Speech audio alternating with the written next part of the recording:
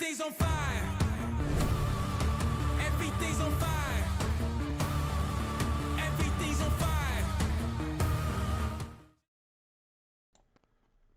Welcome back, everybody. Happy Tuesday night to those of you over here on YouTube that are with us.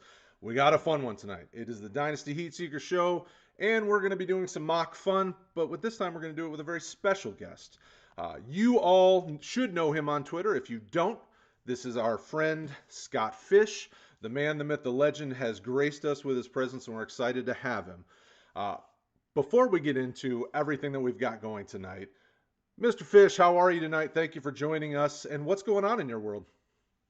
I'm doing good. It's thanks for having me, by the way. First off, I love the shirt over there, Rob. Thank you. I like seeing that. When I see that shirt, I know that like $10 to $12 went to go buy toys for kids, and I'm like, everyone I see, I'm like, boom, toys for kids, boom. It's great to see those. Just been busy with rookie drafts last week. I was running 978 rookie drafts and 3 rookie auctions. So it was a little bit of a busy week, but we've slowed down. You know, things are getting calmer, and I'm ready to start ramping up for SFB coming up. Nice. Well, I'm glad you're with us. And I would have worn my Transformers SFBX shirt, but my wife confiscated it because she loved it. So I have lost all my fishbowl wear, but ultimately, good cause was helped, and that's all that matters. Yes, absolutely. Mr. Sullivan, how you doing tonight, brother? Fantastic. Thank you very much for asking. Happy to be here as always. Very appreciative for Scott to take some time out to be with us. The shirt is just an easy way to give back, right? Like the thing I love the most about the Scott Fishbowl is there's so many avenues that I can do that, and I don't have to do anything. I ordered a T-shirt. I had another individual do up a Twitter avatar for me. There's all these different things that can be done, and it's all for such a great cause. And the coolest thing about Scott Fishbowl is everybody's spin-off of it for the same reason, right? Yes. So for everyone who gets in the Scott Fishbowl, it's awesome. If you can't get in the Scott Fishbowl, play in the Satellite League. And if you can't do that, just start up your own damn league and find something you're passionate about and give to it. It's easy. I did it with a listener league last year. It's tons of fun. And I can't thank you enough for pioneering that for this community. I'm just glad this mindset has really hit home. Like I've talked about this before, but it's been nearly a decade. I've been going on shows, going on radio spots, tagging it with that. Give something to charity from your league. Take an entry fee, give it to charity. Have the winner. And for a long time, nothing was catching on. I even had one guy. I won't go into that, but one guy was actually almost anti-charity on an interview. And but it's great that now that it's like a full-on mindset out there, that fantasy cares mindset of just like you see tournament, like not just the satellites, not just SFB or the eliminators. You see other tournaments popping up, other, like a couple 100, 200 people, smaller tournaments popping up for different charities. And it's just beautiful to see that it's become a real thing out there now. Yeah. Oh, go ahead, Rob. Sorry, there's one really important thing I meant to mention earlier is I was stuck with 2 Lions fans last week. Brad, my friend, you're stuck with 2 Vikings fans this week. So you need to take care. You need to deal with that, and I'm loving it. So nice. Listen, nice. You guys don't bite kneecaps like I do. All right, so I'm feeling good about my chances. And I will say the other thing that Fishbowl did was it gave a lot of people the ability to make fun of me for taking tight end last year and it blowing up in my face. So I wouldn't have, because I've done that in Fishbowl a few times. I had said, I was like, listen, with the way the settings were last year, I was like, I'm doing it. I'm going to roll the dice. And, and some of the folks that were in my division have serious show, and they called it out on the show, and they're like, some guy took tight end in my draft. I was like, well, if it works, then I look like a smart guy. If it doesn't work, well, then better luck next time. Yep. I was loving my Dak Prescott, Kyler Murray start until about midweek 5 last year, and it kind of all went downhill for me. Oh yeah. We all have those years where I had one year where I went 1-11 because 6 of my first 9 picks went on IR. Stuff happens. It's fantasy, and when we have the 100%. Draft like I specifically timed that draft to be in, the early July so that all the analysts can play. Like we're all super busy in August. So Yeah. I put it right in the middle of the dead zone of fantasy football just so everyone can play. And when you do it that early, that's going to happen. You're going to have some calls be a little tougher to predict. It is. Totally. It is absolutely. So we are gonna mock tonight. It's just a super easy 1 QB mock. We're gonna do 4 rounds, have a little fun with it. Obviously, a lot of you have already gone through your mock draft, so this may be already common knowledge to you. But you know what? We were gonna do it. We're gonna have fun with it. We'll see what happens. Anything's possible. This is gonna be fun for me because this is only the second 1 QB mock I've even done since like I do Really? all Superflex. I did the one with the like.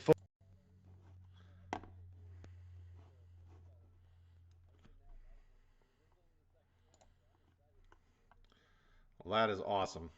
All right. So yeah, go ahead. The clock is rolling.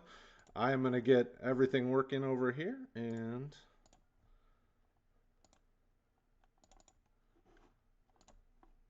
Got us kicked off there. I took Jamar Chase. In the footballers mock, Jason took Najee Harris 1. I took Jamar Chase 2. Unless I'm really in a win now mode, I tend to take the wide receiver just to, have more longevity there. And honestly, I just really love the idea of Chase in that offense back with Burrow. I think that offense is getting even better this year. And man, Chase just looks so good on the field for me. I'm taking Chase. I might even consider, I don't know how you care about table talk in these things, but I'm such a big Pitts fan. Like he was in consideration at 1 for me as well. Yeah, hear that, Bradley? You're talking Sully's lingo. He's been pounding the table for Pitts basically all offseason long, and most of us are roasting him because it feels very early for any tight end because when you look at historically speaking, even the great ones, I mean, it just seems like a really bad value with some of the other guys in this class. But I don't hate it. We haven't seen a tight end come out this athletically gifted since, Vernon Davis. So right. Vernon Davis didn't really work out, but that's injuries, concussions. A terrible front office for a while. I mean, there's a lot of things that hurt Vernon Davis over the years. Yeah, but it's hard not to love what Pitts can do. I'd like him to be a Tony Gonzalez top 10 tight end for 16 straight seasons type of guy. So that's why I have him where he's at. And that is my argument every time as well. All my leagues are tight end premium. So he's really a top pick. They're also super flex. So it's usually Lawrence, but Pitts is right up there. Well, and this is the cheapest you'll probably get him, at least at this point. I mean, because his value is only going to go up. Yeah. Yep. Yeah, I'm just looking at the startup I'm doing. He went at the 407 in my Superflex startup, not tight end premium, but I thought that was a little early. And I just got sniped, and that is incredibly Somebody rude. was watching the show. That's what I'm hearing, is they were paying attention. All right, well. And the tough thing, and Scott, I would love your opinion on this draft class, but it feels like the landing spots in this draft class really hurt a lot of guys' stock. Yeah. What did you think about how, just kind of overall how the draft landed for a lot of these offensive players? Yeah, I'm kind of with you. It felt like it hurt a decent amount of them. Guys that like imagine Javonte going to Atlanta instead of Denver to share with Gordon, or imagine Bateman going somewhere, I don't know. It could be anywhere else really than Baltimore, right? There are a few you kind of like. I mean, you like Chase with Burrow. You like Waddle going to play with Tua again. I mean, there's Etienne's gonna share with James Robinson, but I don't think that's a bad spot long term. But yeah, you get further down. Yeah, there's some rough spots. I really do though. I love the Terrace Marshall spot. I mean, he played like 83% from the slot, and he's this big guy that can develop. He could play outside. Robbie Anderson will probably be gone in a year, and he's back with Joe Brady. It's just a situation I really like. I find myself grabbing him in the second a lot. Yeah, that was a big endorsement seeing him go back with Joe Brady. I mean, that tells you everything. I mean, they could have shied away from him and looked somewhere else. And my Sam Darnold shares were very excited. Yeah, yeah, and Amon-Ra St. Brown. I mean, like he landed in a spot where he could get a bunch of targets early in his career. And this is why I was pounding the table for Justin Jefferson last year, is because he's in a spot to get a ton of targets, Yeah. And Amon-Ra St. Brown. I mean, he's got two other brothers, one in the NFL, one like really good wide receiver brothers, and they all agree that Amon-Ra is the best of them. Yeah, I like that spot, especially for a later Yeah, pick. as a Lions fan, I was very excited to see them target a wide receiver that could be versatile enough to start in the slot and move his way outside, because Yeah. they signed guys that should start ahead of him at least for the first year while he gets his feet under him. So, Yeah. I was pretty excited about Mm. it. Overall, I think it was a smart move for Detroit to focus on the trenches and kind of work their way out. Mhm. Waddle at the Sully. You got to explain the Waddle at the Yeah. 1-4. That's probably the earliest I've seen him go in one QB draft. So talk about that. Yeah. He's usually late He's first. my wide receiver 2 post draft. Pitts is my 101. Like Scott, I prefer to hitch my wagon to the wide receiver in these types of drafts. So it's gone and Pitts as well. I just following my rankings, taking Waddle. I love him in that offense. I think he's going to be to a safety blanket for a lot of short yardage in the slot type things that I see Fuller and Parker on the outside and Waddle doing some damage with Gesicki in the middle of the So field. you weren't concerned at all with those draft night photos of Waddle looking like a kid took his ice cream cone when he got picked by Miami and Tua, right? No, okay. No, even though Waddle came out and said Mac Jones is the best quarterback he's ever played with, it's okay.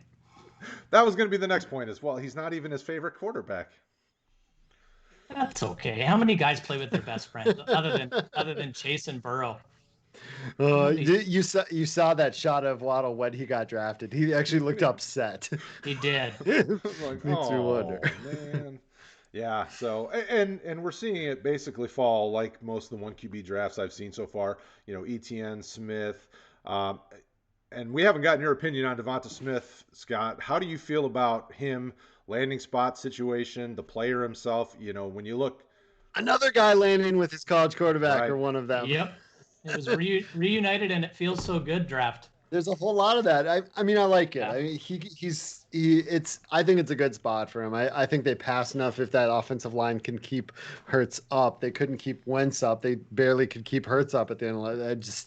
It's such a rough spot. I know they're getting guys back, but like Lane Johnson and whatnot. But it's a good spot. He can easily, like, they've been starting, Fulgham and Greg Ward and stuff. Like, he's gonna play all the time, and that's something like redraft or dynasty. You love to see a rookie land in a spot where he's gonna get early time and get to develop with Jalen Hurts, with a young quarterback. And if it's one thing I really like to see in dynasty is when a young quarterback gets a young receiver and then they get to grow together for a couple of years. yeah, and I thought it was interesting that Philadelphia.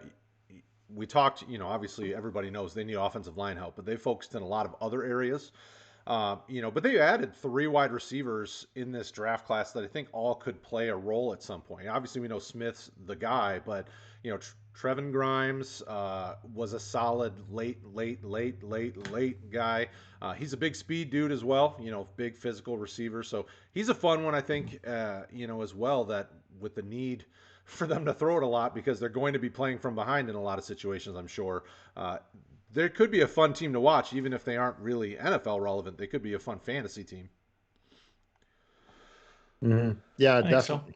Yeah. Okay, so Javonte Williams. Go ahead. I'm so upset right now because I found myself at the 201 getting guys like Williams or Bateman or Marshall frequently, and They're they're already taken.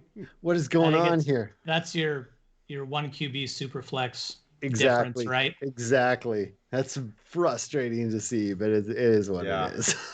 Well, it's been even more interesting. Like Rondale Moore, I've been seeing mostly in the early second round. So seeing him at the 110 was a fun spot. Oh, and it's my turn, so I've got to go. I'm gonna go with my favorite running back that landed in the weirdest position, but I think will make him relevant. Give me Michael Carter. So Trevor Lawrence is the only quarterback I see going in the first round in 1 QB situations. So it doesn't surprise me that he went there. Michael Carter has not been going in the first round. It just so happens that all the guys I would have taken there. I've been getting Michael Carter kind of early second, 2.4 to 2.7 is where I've taken him in most situations.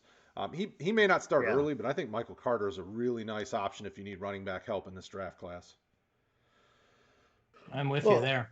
Man, I hate to be this guy, but I think I think at this point, Trevor Lawrence, man, it's crazy that he goes that far back. You got to figure like a 1.11 team is a really good team, and they probably had a decent quarterback. Man, you know what?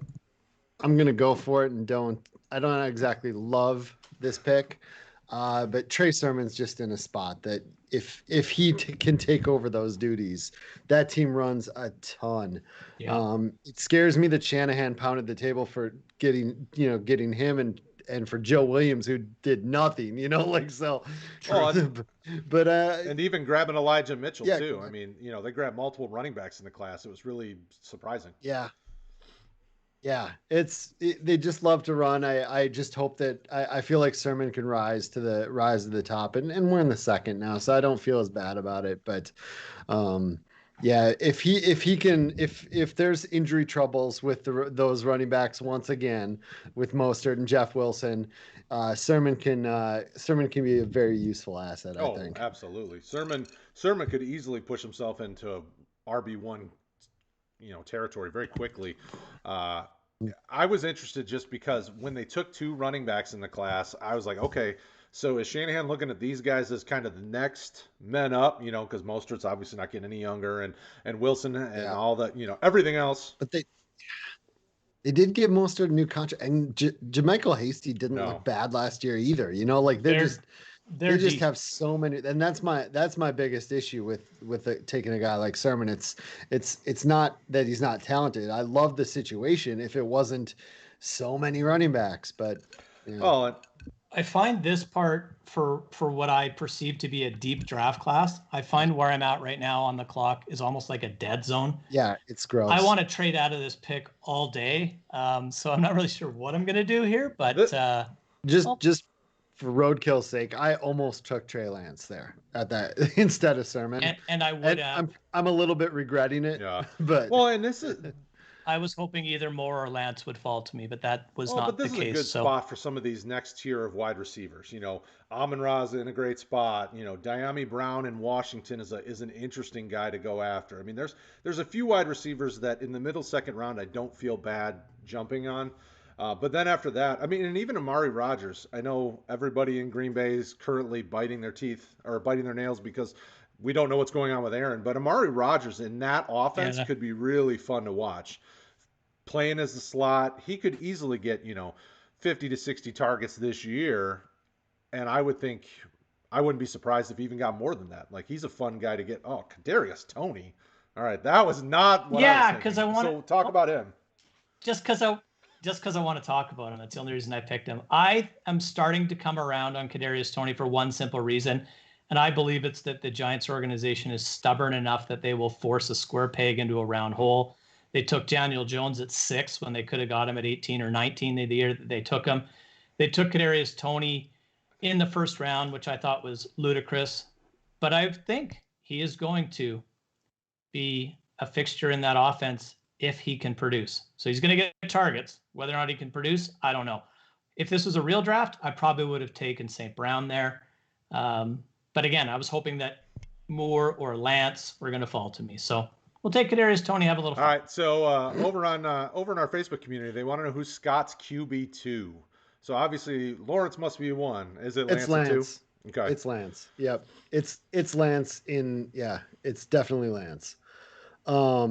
I don't even think that's that hot takey, honestly. Like, no. he's a guy, like, I know that Matt Waldman was talking about how Lance reads the field low to high, which is great for San Francisco, the way Ayuk and Debo play short, right? Perfect fit. But he's got an amazing deep ball even when he does want to. But I just feel like that offense is just perfect for Lance. I hope he doesn't sit behind Garoppolo for that long. I can't imagine I'm I starting can't to think imagine that happening. No, I have a feeling he starts right out of the gate. You use that much draft capital and move around to get up that high. I think you're going to want him on the field. And I don't think Jimmy's in the best of mood either. So I'm not sure what that scenario looks like. But man, Lance can do it all. You know, like you said, the amount of plays that happen around the line of scrimmage for San Francisco, and if the play isn't there, he just adds an element that Garoppolo doesn't, and he could just take off and go. Like that's the other piece that I love about Lance is he's such a dual threat. And he's an absolute cannon for an arm. Yep. So I'm looking forward to Well, seeing. and with the way teams load the box to try to stop the run with them anyway, he doesn't have to be a deep ball guy all the time. Even if he's just doing 10 to 15-yard routes with these guys, I mean, it's perfect for what he does. And I'm excited about the spot, but I really don't hate the group. And that's exactly what he does. Like he didn't have a lot. He only played 17 games, but he didn't have a lot of huge statistical games because he doesn't throw the ball deep a ton, but he can. That's the thing. Like he doesn't have to, but he can if he needs it. If he needs to unleash it. And we didn't even talk about George Kittle through all that whole scenario. So there's that guy too. I've heard of him. I am aware. In this quarterback class, I don't hate, the landing spot for Wilson and Fields, I think keep them firmly in the conversation. Like if you like those guys a lot and they want to be your quarterback too, I don't hate it. Fields with Chicago, he gets a good defense. He gets a running game. He gets a quality wide receiver one that finally has a quarterback. I mean, like there's a lot to like about what Fields did, He also gets Nagy and Pace though. So, I mean, it's dangerous. You're absolutely right. For 1 year. Probably. I don't know. Who knows? I feel like that was the pick to give them an extra year or two, right? It may have been. I know. And that was the let's move up to get this guy and save our jobs for a couple of years. I know. And the interesting thing about that whole situation is they shouldn't have had this long. I mean, they just have not done a very good job managing the draft, managing their team. I mean, spending all the capital they spent to get Mac and do some of these things. Like this staff really shouldn't have been given as long as they've been given. I mean, they had plenty of firepower, and then they went up and got Trubisky, which was clearly a crazy move. I mean, it's just all the things they did were very surprising, and I'm surprised that the ownership let them stay this long. But I'm surprised that Matt Nagy's as bad a head coach as he is. Like I thought that was a really good addition, and I thought he would be fantastic. He's been terrible.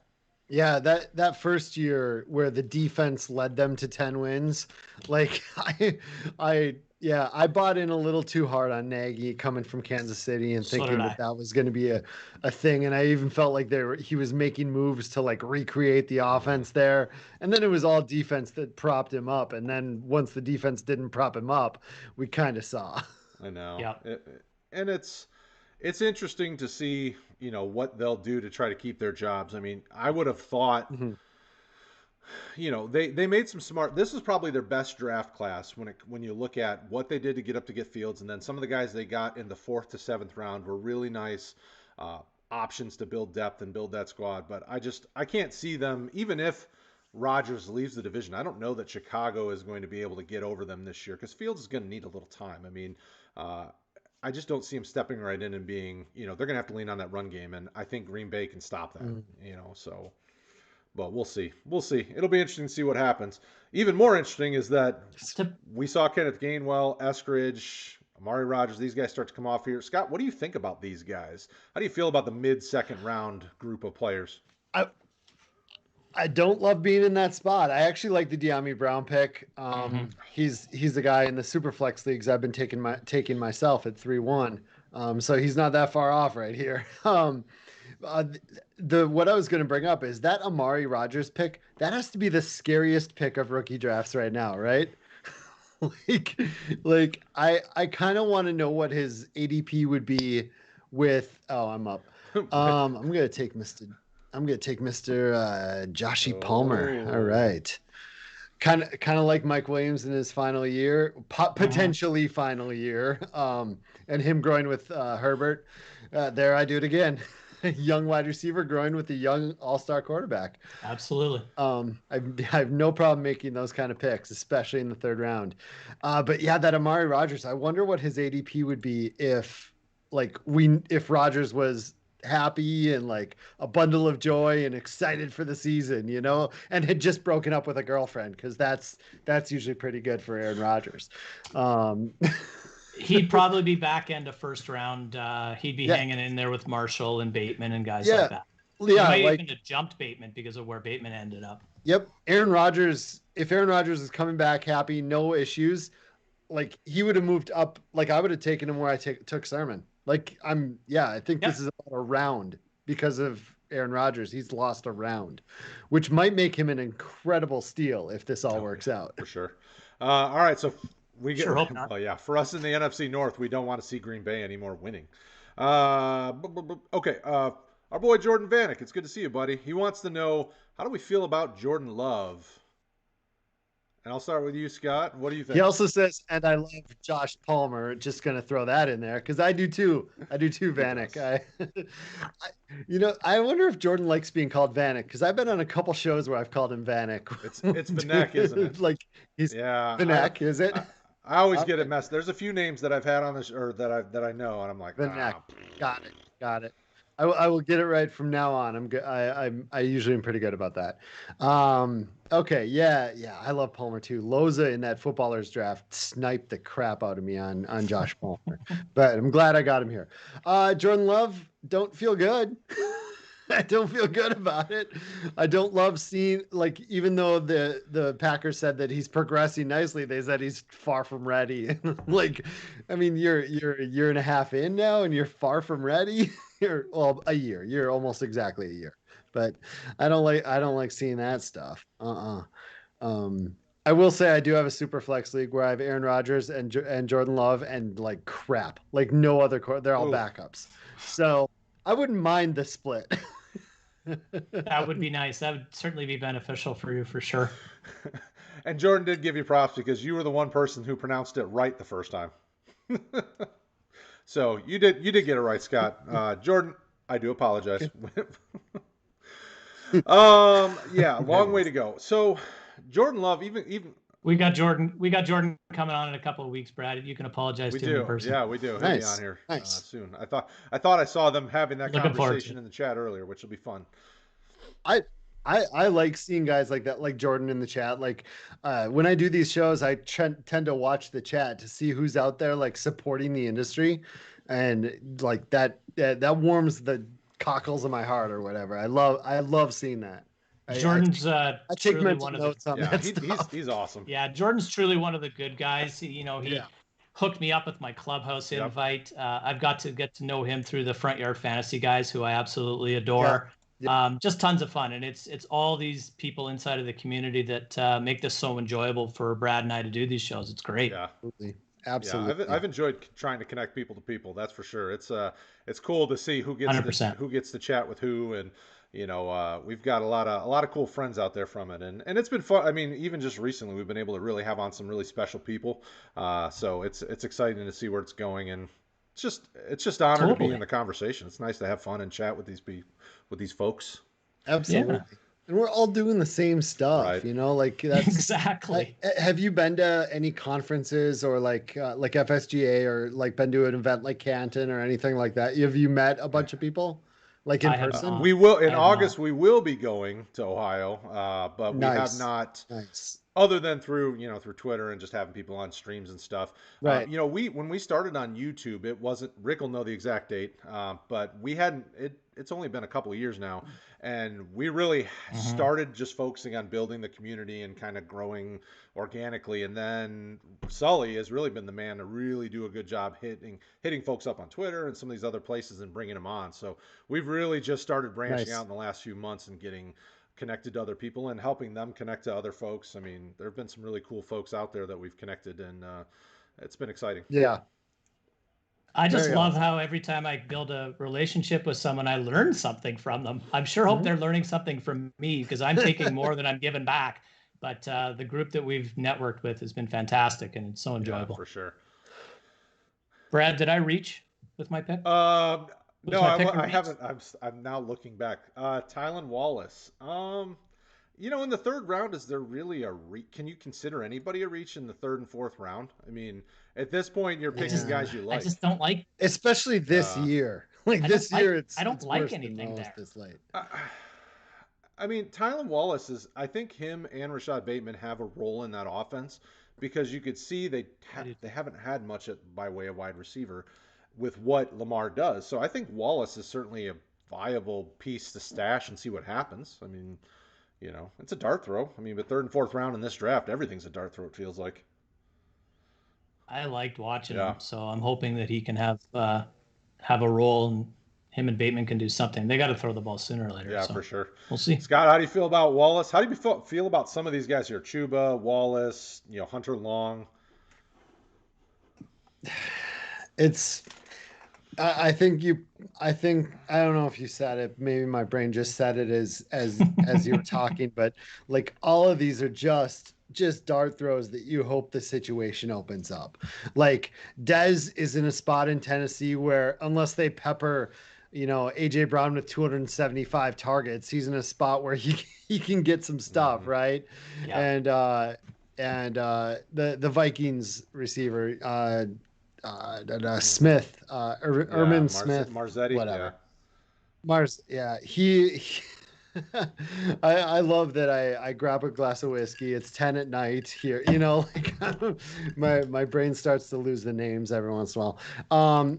He's the guy that he could compete for a role. He could the Vikings rarely ever go to a third receiver, so you almost have to hope for an injury because we just throw it to two guys. We have for several years. I mean, you have to go back to like the and Rob's gonna nod his head here, but the Chris Carter, Jake Reed, type of years, the Hassan Jones years, the Randy Moss, like that's when we had three. Like the last 4, 5, 6 years, it's a 2 wide receiver deal. Like the third guy never gets involved. Yeah, and that's the Baltimore thing that I think is it's similar to the Minnesota Vikings third wide receiver. Is it not a utilized option in the offense because it's Chad Beebe and it's Tajay Sharp, and in Baltimore it's Des Bryant and Miles Boykin. So I'm hoping that new faces get in there and maybe shake it up a little bit. My concern with the Vikings is they improved their defense, or that looks like they improved their defense. Yeah. I'm afraid they're going to limit the pass attempts again this year. So we'll see what happens for those guys. But Jefferson's fine.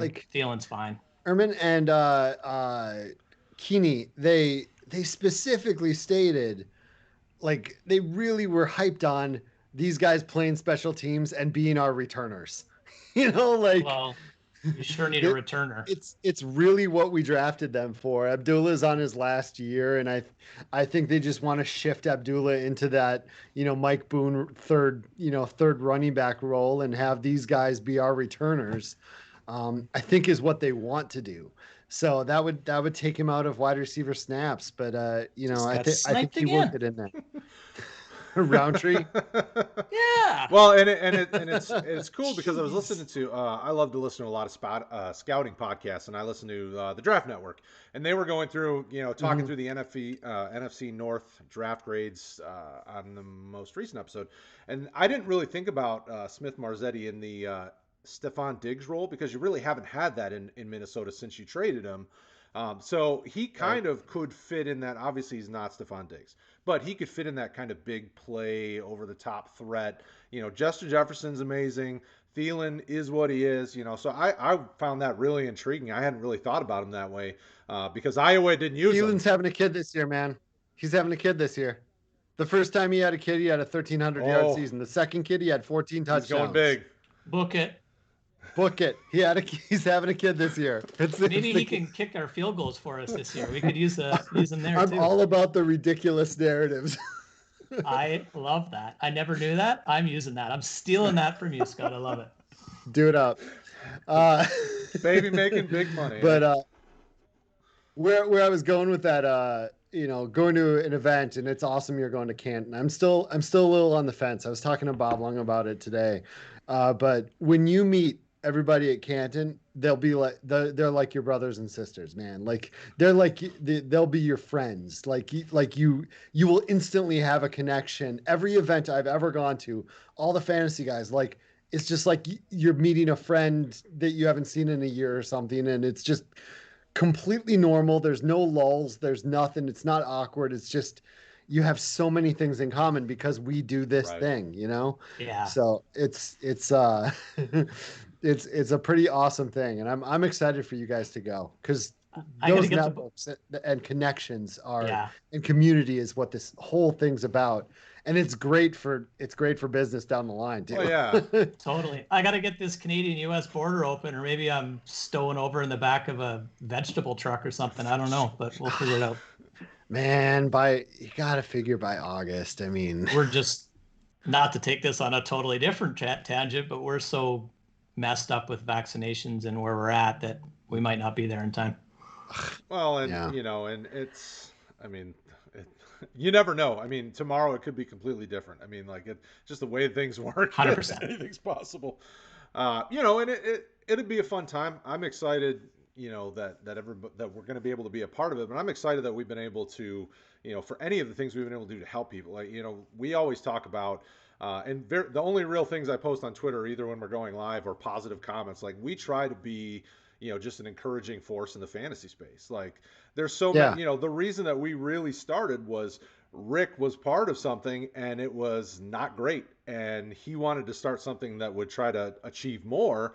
And that's always kind of been our vision, is to just to be helpful, to be a source of positivity and encouragement. And, you know, and I think that's why it's worked as well as it has, because everybody that DMs me, I try to respond as quickly as possible. Everybody that needs help, we try to get back to as quickly as possible. And, you know, and it's so far so good. So that's awesome. That's absolutely awesome. Just trying to be good people in a fun space, right? Like Twitter's toxic. It's a cesspool. And, you know,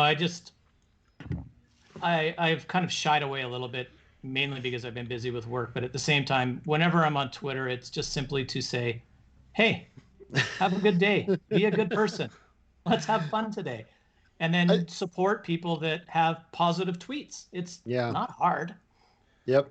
Yeah, I feel like I do a very good job staying away from that drama and cesspool. Like it doesn't hit my timeline much. Either it does and I just don't notice it because I try to follow as many people in the industry as I can, and maybe it just slides by me. But usually I don't see too much of it, which is very, very nice. That's awesome, Jordan. I'm excited to meet your dad. That'll be fun. Yeah, I saw him tweet that the other day, and I can't. I can't remember him saying, he said something about being made fun of or like about it or worried about it or something. I can't remember exactly what the tweet was, and I'm like, heck no, that's awesome. That's awesome. That like if I'm there, I would make a beeline for that. You know, like to go. Because, you know, I've been playing since 92, and I'm going to guess his dad is a longtime fantasy player. And I'm going to guess if I go to Canton, I'm going to guess a good percentage of the people don't have all these 90s players racked in their brain from playing fantasy in the 90s. Maybe you guys do. I started in 99, I think was my first year. 99 was mine. Okay. And I mean, you know, I don't remember exactly what happened in my first few drafts because I was just guessing and, you know, and looking at the books and figuring out. But I do remember, you know, getting lucky and getting Brian Westbrook on the cheap and him carrying me to championship games. Sure. Like there's so many cool memories. And kneeling on the one for you. And... Dude, it was brutal. I believe one of my first leagues was a Paul Charchian league that I had to mail in my stuff.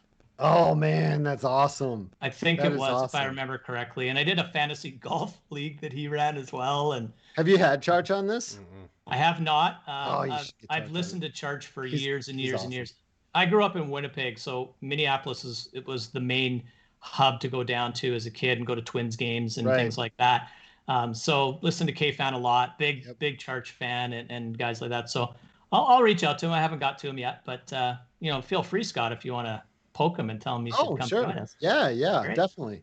He's a great guy. I love him. It's kind of a hub for that. I mean, we had the first ever fantasy publication. We had the first ever fantasy radio show that I'm on, and it's still going. Like we're entering year 27 or 28 on the radio here. It's now syndicated all over the country, but and that's mainly due to Charch. I mean, they call him the Godfather of fantasy for a reason. You know, like he's an FSGA Hall of Famer for a reason. Like we have jobs in this industry because of some of the groundwork him and others laid. So nothing but nice things to say. That's awesome. Yeah, I'm a big fan. That's awesome.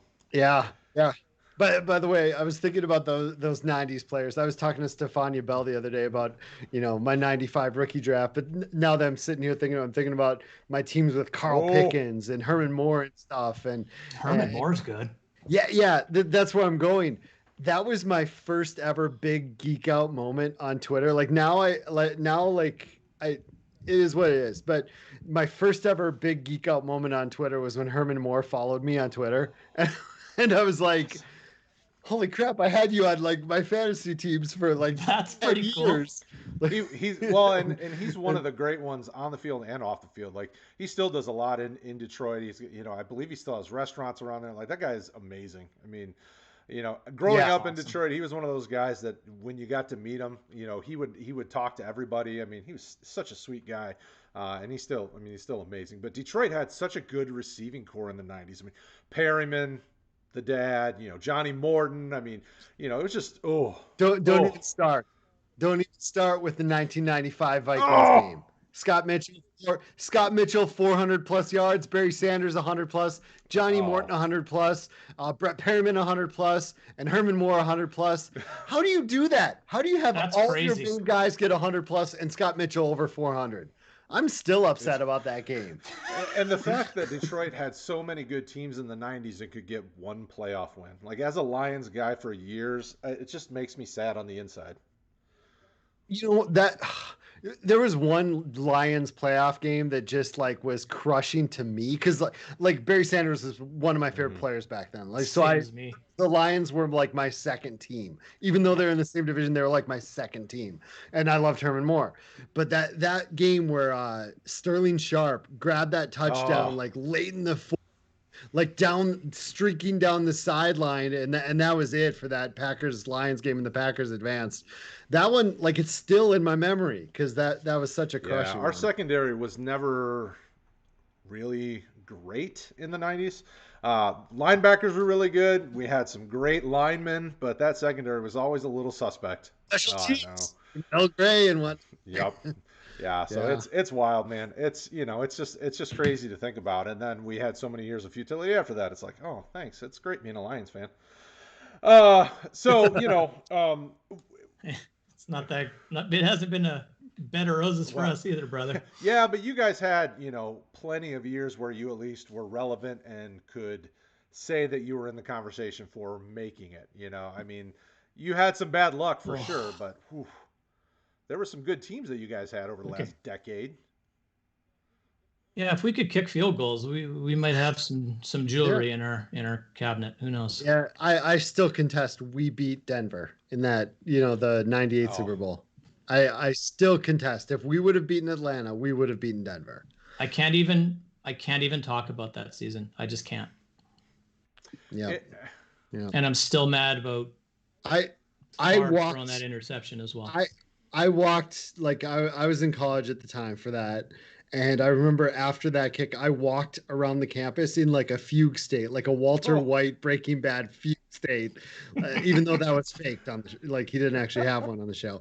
Like I walked for like 2 hours, just like not talking, just like what happened. I know it's wild. I think I just drank a lot. I don't even remember what happened after that. I feel like it's gonna get dark real quick. That was a very dark day, I'll tell you. I lost a lot of money on that game. Yeah. So, as we get closer to the end of things, let's talk about what's happened here in the last, in the third and fourth round. Are there any guys here that you are super excited about seeing fall this far, Scott? Is there somebody here where you're like, oh, if this guy can fall here, this would be a great kind of sneaky stash for your roster? I don't know. Like I like the spot for Tremble. In fact, I'm a little surprised to see him go ahead of Long, but I get that Long is a little bit hyped in the community right now, and Gesicki's on his last year and might be gone, so you want that there with the potentially up and coming offense, especially with what the Dolphins are building there. It looks like they're going to be a really young, really powerful offense in no time soon. But Tremble's in a really good spot in Carolina, I think, as well. It's just there's a lot of weapons right there, but once Robbie Anderson moves on, there's maybe a few more targets, but he's gonna win that job sooner than later. So that's a decent pick, better in tight end premium late. I like the guy. I took Schwartz there. I don't know if he's gonna get starting time with how crowded it is right now, but if he could eventually, that's gonna be a young offense that OBJ and Jarvis are gonna fall off at some point, or not be able to be re-signed at some point, and he might be able to grow there. I found Davis Mills being drafted here ahead of Mond and Trask interesting, because the first drafts I did for like the first 3 or 4 days after the draft, Davis Mills went ahead of them, and over the last week I consistently see Mond and Trask going ahead of Davis Mills, which is weird to me, but I like that I see him going ahead here. Because he's the only one that can really start this year. Mond and Trask are not going to start over Brady and Cousins, and probably not for the next 2 years. So right. I don't even touch them in my rookie drafts. Even in Superflex, I kind of avoid them, because how often do you see a rookie quarterback sit for 2 years behind a star, or someone we're paying a ridiculous amount of money, Kirk Cousins, and then come out on his 3rd year? It just doesn't happen. You'll get a quarterback in one of the future years, so I'm not wasting a pick on that, yeah, I mean, these are all dart throws at this point. That's what they are. It would have been very interesting, because rumors have trickled out that the Vikings were really locking in on Justin Fields at 12. And then the Bears traded up and took him. But it would have been very interesting to see what would have happened if they made that move at 12. With the Vikings have been incredibly protective of Kirk Cousins for his entire time in Minnesota, to the point where they don't even really want a competition for him. So we'll see what happens. You might remember this. Was it Suter? One of the quarterbacks that came to it was a quarterback that didn't come to the Vikings, and I don't remember his name, and I wish I did. But he said that he didn't sign with the Vikings because they basically told him it wasn't a competition, and they just wanted him there to make it seem like it was, or whatever. Like he was specifically told with Kirk Cousins that he wasn't there to, like, that they don't want anyone to, like, hurt Kirk Cousins' ego, like to even be remotely better than him. So so that quarterback is Bo Levi Mitchell, and he's the starting quarterback of the Calgary Stampeders in the Canadian Football League. And he went down to the U.S. and he visited some teams, and the Vikings basically, as he reported it, offered him a contract. And they said, what do you see a role here? He says, I'm going to be your starting quarterback. And they're like, no, you're not. That's not why you're here. That's not your job. Yeah. So he's like, screw it. I'm going back to Canada and I'll start up here. And that's pretty interesting, I think. And that's where it kind of came to light for me as a Vikings fan, that's why we have the backups that we've had over the years. Yeah. Because there's no interest in that quarterback even remotely pushing Kirk Cousins. So we'll see what happens. No. Well, and it wouldn't surprise me. I mean, Mond is the highest drafted quarterback they've had in a while. I think Cousins could be already a little mad. So hopefully a chip on his shoulder gets him to play better. I mean, it helps him. That's. I don't know. I got to think that's what the team is thinking. I don't know. Hey, Kirk how Cousins do we get this guy to do something more? Cousins was the least of our problems last year.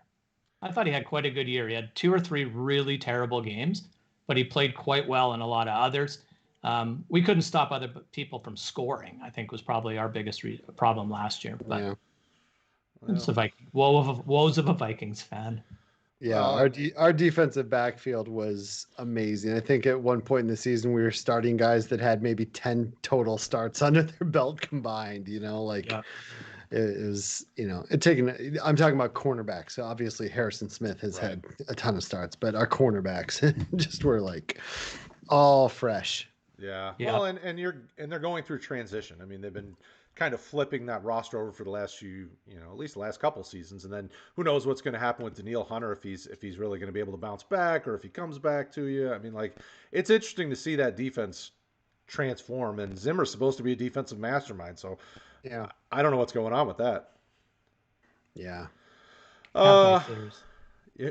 have your everyone I has just theories. think we saw a bit of a mass exodus out of that defense last year through free agency.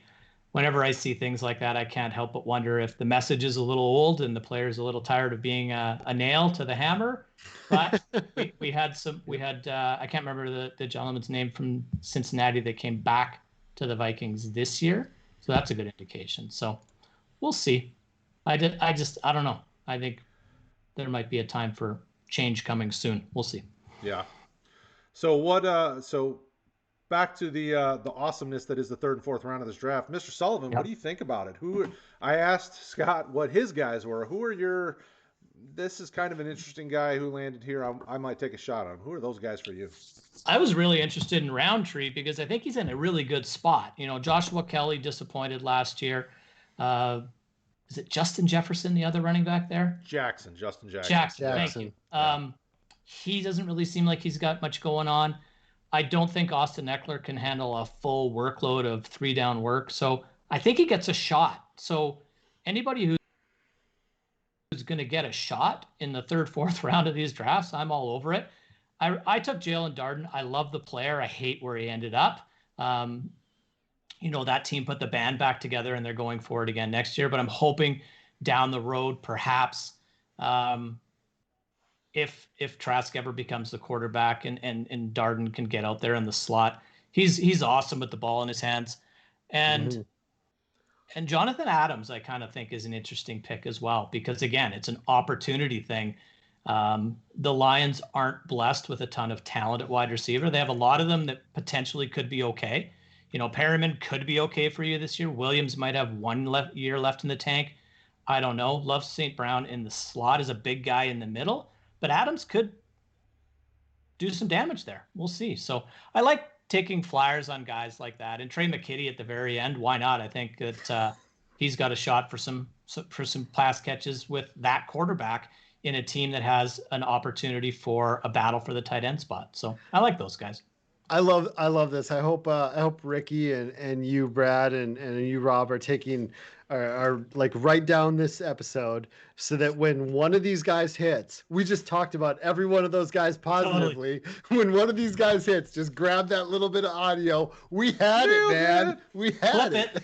Clip it and post it. Yeah, We did a mock. Brad and I did a mock. What was it? Almost a month ago. We had Steffi Smalls on, and she just out of the blue takes Trey McKitty in the third round, and I was like, "What is she doing?"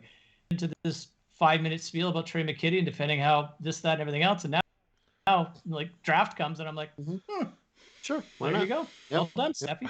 She loves her tight ends. She does. She has that elite hashtag where it's elite with TE. I got into one of those threads with it because my average Dynasty League has 8 tight ends on it. I have 8 tight ends on 7 to 10 tight ends on every Dynasty team. I love having tight ends. Yeah, I've had way more Trey McKitty shares in the draft so far this year than I expected I ever would. As we researched them, for those of you that are in the chat, rookiedraftguide.com has all of our rookies that we've been digging into. When I was digging into McKitty, nice. I wasn't super excited about what I saw. I mean, there was potential, but it just wasn't a lot of production, wasn't a lot to get excited about. But right, perfect landing spot. I mean, landing spot was perfect. This is the first year that I really dug into the rookie class and watched a lot of film and did some analysis on it. And I loved so many guys. Like I was like, oh my goodness, this player is amazing. And oh my God, look at that guy. And then they got drafted. And then I get to that spot in my drafts where it's like the 2-4, 2-5. And I'm like, I don't like anybody anymore. Like, I don't really know what happened. I think it was just sort of the reality of perhaps I've just inflated their values in my mind. But then when it came down to it, wasn't very excited to add any of them, to be honest. This is my favorite thing about like I've been in this industry for like 15 years. Like it's my favorite thing about Dynasty every year is and I agree with it for the most part, the talent over situation thing, right? We're like from January to April, we're all like talent over situation. It's these guys. And then the landing spots happen and we adjust the crap out of our rankings because it matters to a degree. And I like to say it that, anyone trying to project Dynasty players past the 3-year window, I've done studies on this, is just a fool's errand. So landing spot has to matter at least somewhat, even though it can change in a year. But I love that we preach talent over situation. Then the draft happens, and then we're like landing spot Out the window. It's yeah. Well, I mean, It's especially in beautiful. this draft, It's I mean, the not. landing spots were so weird in some cases. You're like, I can't take this guy as early as I thought I should. And, I mean, Right. and even for Right. me, I took a couple of, I took Javon McKinley, who Detroit took as a free agent, just like Jonathan Adams. He has just as good a shot as anybody of having playing time in Detroit in that receiving core. So I'm like, in the third and fourth round, I've taken all sorts of crazy dart throws with guys that could work their way into a playing time, and it's like, why not? This draft has been so all over the Why place. not? Yeah, as Rob said, especially in one QB, once you're midway through the second, it's like, I'm just gonna either take my guys or take what I think might happen. Absolutely. Yeah. I just went through last year's rookie class and sort of did a quick up to date on the top 100. And it's amazing how many of those guys I've soured on very quickly as well. So the reality is there's such a large percentage of these individuals that just unfortunately are not fantasy relevant and never will be, no matter how much we like them coming out. Yeah, for sure. But it's fun. Yep. To Scott's point, it's totally fun. This is the best time of year for me. Like, I just think it's super exciting. You get a bunch of rookie drafts going on. I got a startup in the middle that I'm struggling through right now, and it's great. I love it. I don't know, man. That week after the July 4th is pretty awesome too. Yeah, that's not bad. It definitely is until is this the year that is this the year it falls on July 4th, or was that last year? It's July 5th, and I've never done it on July 4th. If July 4th does happen to be a Monday, I do it a week later.